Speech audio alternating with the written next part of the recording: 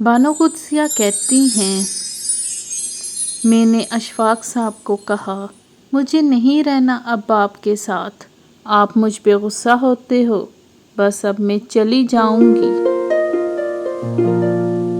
وہ بیٹھے مسکرانے لگے، میں نے اور سنائی، وہ پھر سے مسکرانے لگے، میں سناتی رہی، وہ مسکراتے رہے، اور ہر بات پر وہ مجھے پیار سے بلاتے، مسکراتے، پھر بولے، جب دل کرے غصہ نکال لیا کریں، مجھ پر ہی نکالنا ہے، آپ کسی اور پر تھوڑی نکالیں گی۔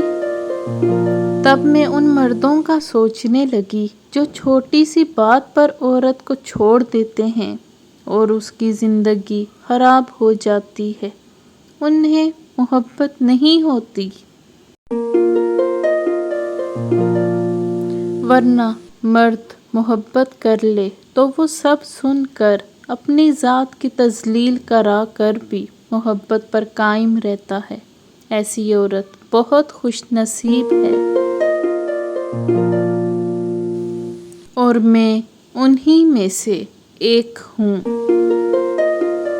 شریف عورت جسے ایک بار جڑ جائے بس پھر وہی اس کا سب کچھ ہوتا ہے، کسی اور کے سائے کا تو سوال ہی پیدا نہیں ہوتا۔ جان دے دے گی لیکن شرک کا خیال تک نہ لائے گی۔ زندگی کی خوبصورتی رشتوں سے ہے، اور رشتے تب ہی قائم رہتے ہیں جب ہم معاف کرنا اور درگزر کرنا سیکھتے ہیں۔ اگر ایسا نہیں ہے تو ہم ایک قیدی ہیں ان سماجی رسموں کے جو ہمیں ساتھ رہنے اور ایک دوسرے کو دیکھ کر مسکرا دینے پر مجبور کر دیتی ہے۔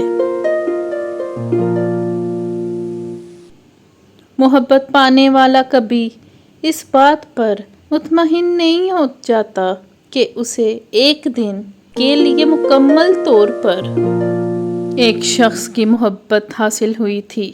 محبت تو ہر دن کے ساتھ احاطہ چاہتی ہے۔